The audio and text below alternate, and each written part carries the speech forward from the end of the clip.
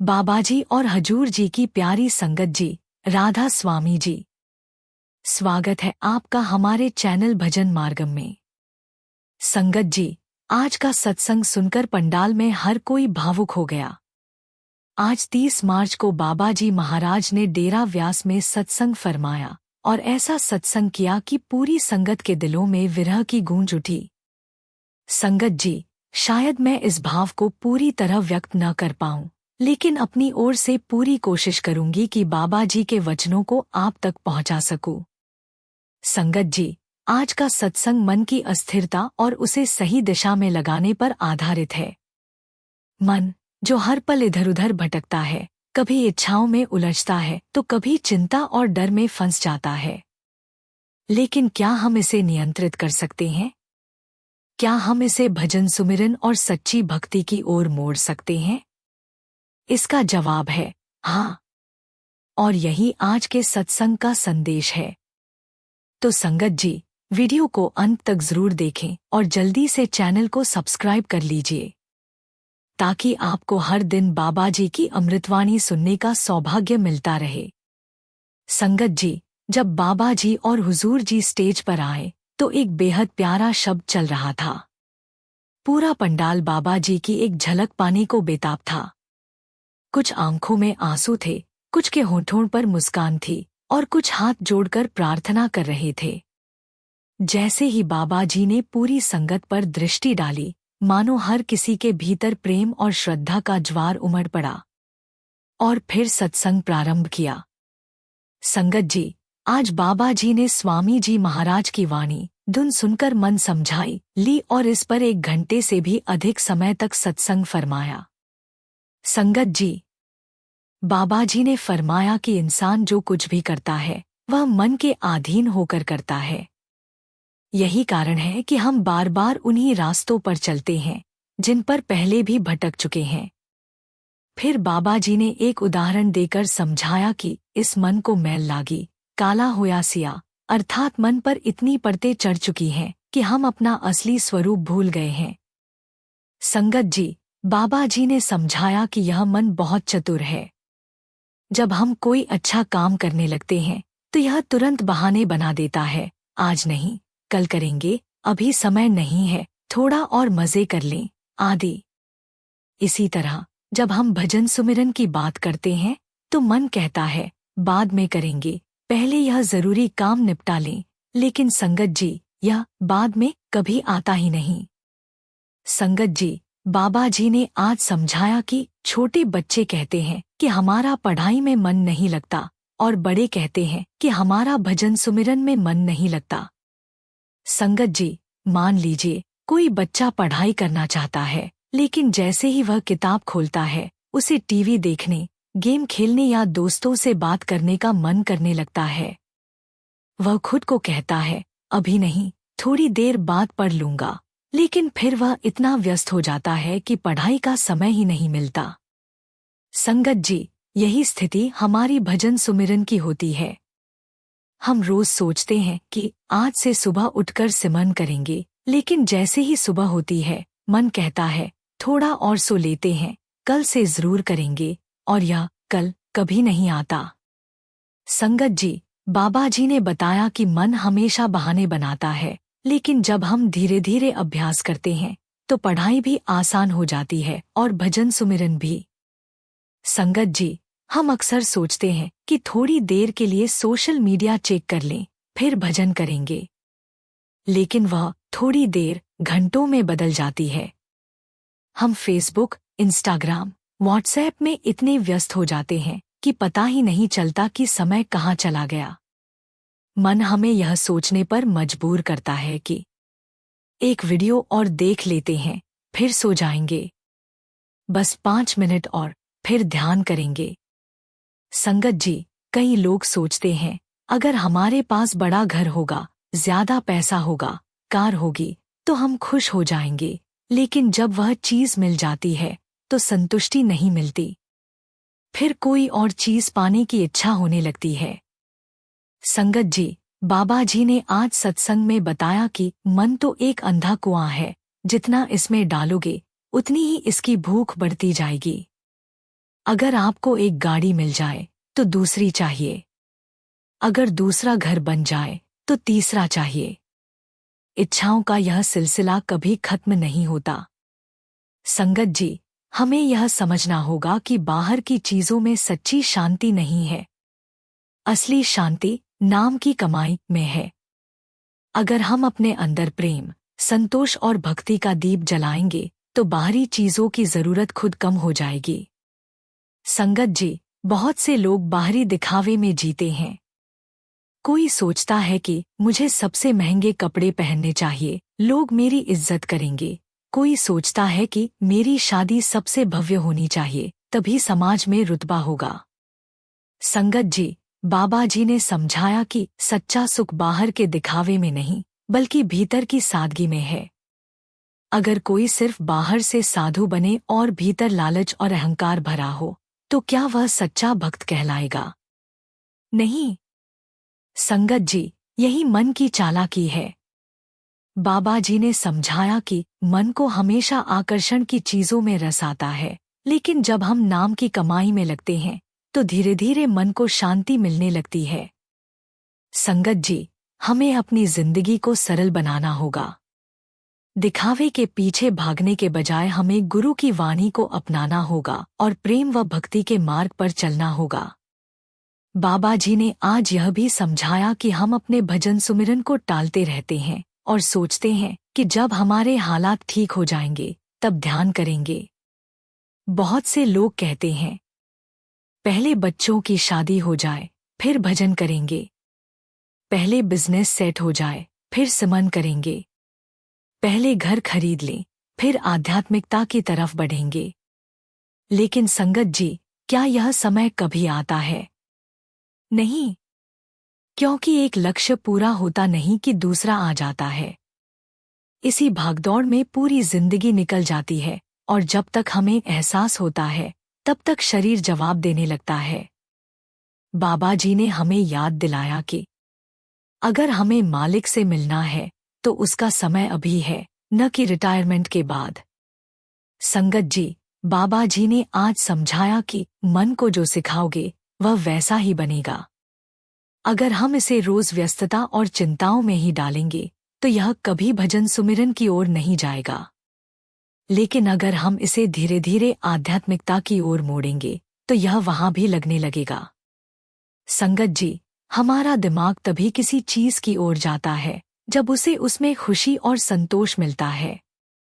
इसलिए अगर हमें भजन सुमिरन में मन लगाना है तो हमें इसे एक बोझ की तरह नहीं, बल्कि प्रेम और शांति की यात्रा के रूप में देखना होगा। शुरुआत में बस 5 से 10 मिनट का समय निकालें, लेकिन रोज करें। धीरे धीरे मन खुद इसकी ओर आकर्षित होने लगेगा। संगत जी, पुराने समय में ऋषि मुनियों ने मन को इंद्रियों के भोगों से दूर करने के लिए जंगलों और पहाड़ों का सहारा लिया। लेकिन जब वे लौटे तो किसी को क्रोध ने मार गिराया, किसी को अहंकार ने और किसी को कामना ने। दूसरी ओर कुछ नए विचारकों ने सोचा कि मन को जो चाहिए वह दे दो, शायद उसकी भूख शांत हो जाए। लेकिन संगत जी, बाबा जी ने फरमाया कि मन तो एक अंधा कुआं है, जितना दोगे इसकी भूख उतनी ही बढ़ेगी। स्वामी जी महाराज इसी बात को समझाते हुए कहते हैं, धुन सुनकर मन समझाई, कोटि यतन से यह ना माने। भाव यह है कि मन को काबू करने का केवल एक ही उपाय है और वह उपाय शब्द की कमाई है। बाबा जी ने आज के सत्संग में यह भी समझाया कि हम सोचते हैं कि भक्ति और दुनियादारी साथ नहीं चल सकते, लेकिन असल में संत लोग हमें सिखाते हैं कि हम अपने काम के साथ साथ भक्ति भी कर सकते हैं। संगत जी, कई लोग कहते हैं, हमारे पास समय ही नहीं है, ऑफिस से थक कर आते हैं, फिर भजन कैसे करें? लेकिन संगत जी, सोचिए, अगर कोई माँ पूरे दिन घर का काम करके भी बच्चे के लिए समय निकाल सकती है, तो क्या हम मालिक के लिए कुछ मिनट नहीं निकाल सकते? अगर कोई दादा दादी अपने पोते पोतियों को हर दिन कहानियां सुना सकते हैं, तो क्या हम हर दिन कुछ मिनट मालिक को याद नहीं कर सकते? बाबा जी ने समझाया कि नाम की कमाई कोई अलग से समय निकाल कर ही नहीं करनी होती। गाड़ी चला रहे हों, मालिक का नाम ले सकते हैं। खाना बना रहे हों, सुमिरन कर सकते हैं। ऑफिस में ब्रेक के दौरान 2 मिनट के लिए ध्यान कर सकते हैं। संगत जी, बाहरी दिखावे से नहीं, आंतरिक बदलाव से मिलेगा मालिक। बाबा जी ने आगे ज्ञान और योग के बारे में बताते हुए कहा कि हम अक्सर सोचते हैं कि जिसने भगवे वस्त्र धारण कर लिए वह ज्ञानी या पहुंचा हुआ संत होगा। लेकिन केवल बाहरी स्वरूप अपनाने से कुछ नहीं बदलता। ज्ञान वह नहीं जो हम किताबों में पढ़ते हैं, बल्कि ज्ञान वह है जिसे हम अपने जीवन में उतारते हैं। फिर बाबा जी ने बुल्ले शाह जी का उदाहरण दिया। बुल्ले शाह ने 40 साल तक किताबें पढ़ी, लेकिन अंत में किसी ने कहा कि वह अपने अंदर की खोज करे।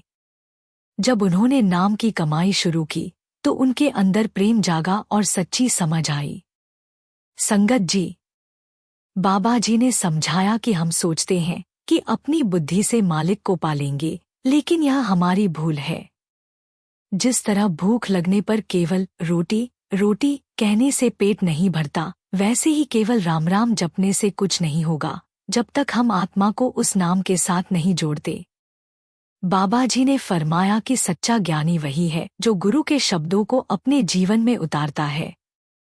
किताबों को पढ़ने से नहीं, बल्कि गुरु की आज्ञा में चलने से ज्ञान प्राप्त होता है। बाबा जी ने फरमाया, आशा पर्वत जेटिया मौता ना देई।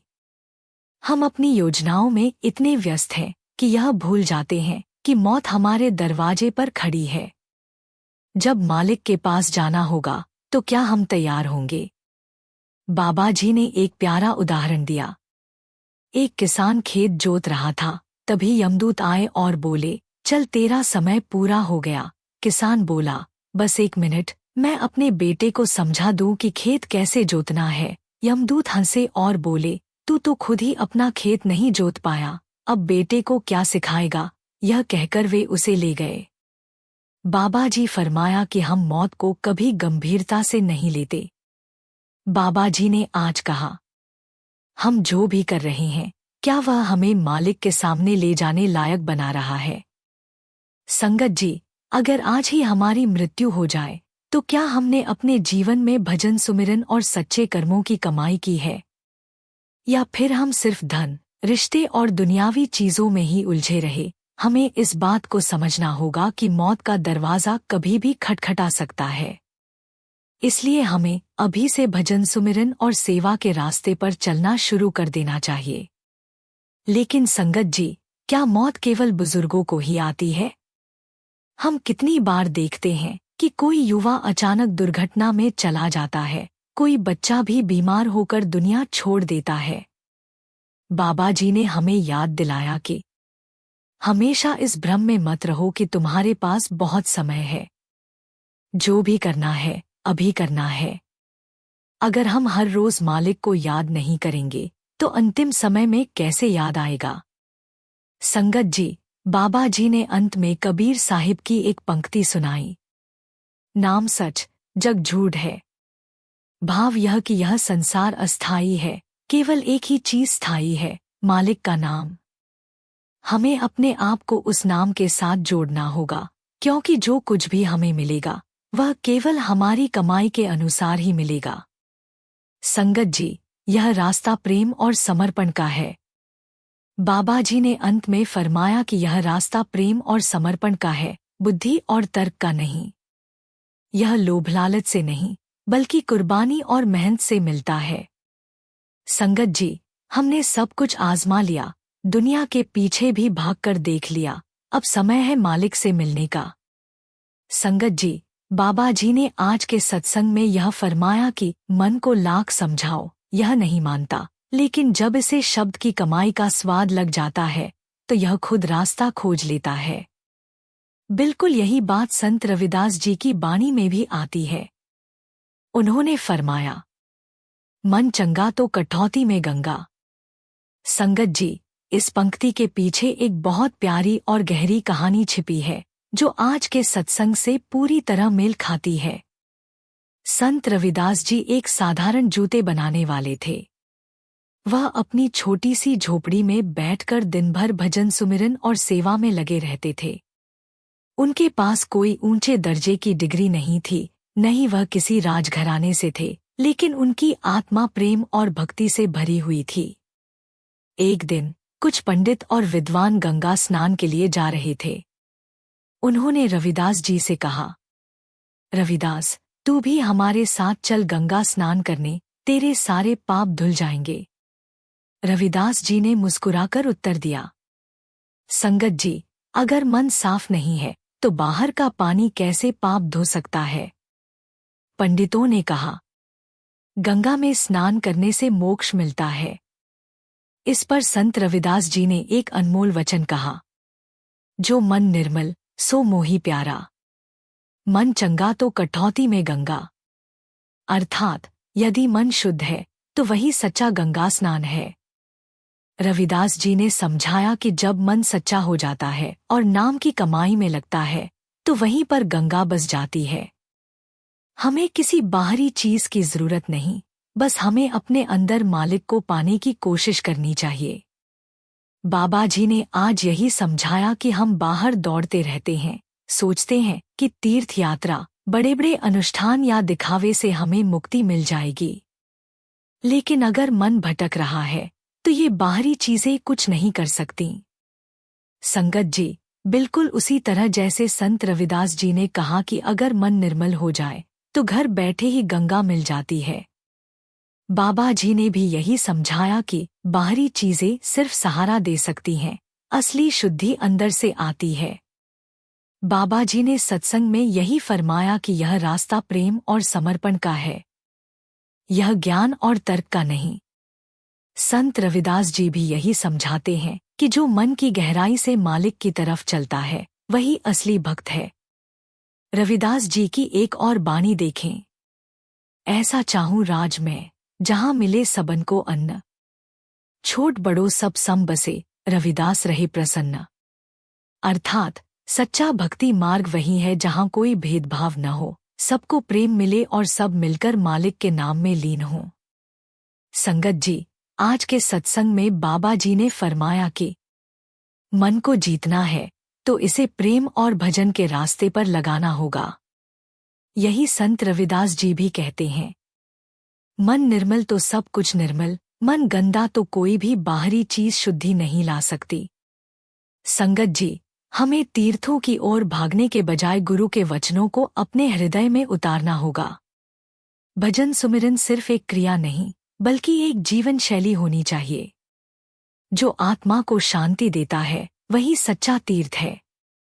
बाबा जी ने हमें आज यही संदेश दिया, सच्चा सुख बाहरी साधनों में नहीं बल्कि नाम की कमाई में है। मन को सिमरन में लगाने की कोशिश करें, जैसे पढ़ाई में मन लगाया जाता है। सोशल मीडिया और बाहरी आकर्षण से थोड़ा थोड़ा बचना शुरू करें। भजन सुमिरन को टालना बंद करें, अभी से शुरू करें। अपने काम के साथ साथ भक्ति को भी जोड़ें। मौत को नकारने के बजाय उसके लिए तैयार रहें। संगत जी, बाबा जी ने हमें आज समझाया कि सच्चा आनंद किसी भी भौतिक चीज में नहीं बल्कि नाम के रंग में रंगने में है। तो क्या हम आज से अपने जीवन में थोड़ा बदलाव लाने के लिए तैयार हैं? तो संगत जी, आज से हम प्रण करें कि अपने मन को नियंत्रित करने की कोशिश करेंगे और सच्ची भक्ति की ओर कदम बढ़ाएंगे। संगत जी, अगर आपको यह वीडियो पसंद आया हो तो वीडियो को लाइक करें, चैनल को सब्सक्राइब करें और इस सत्संग को ज्यादा से ज्यादा संगत तक शेयर करें। राधा स्वामी जी।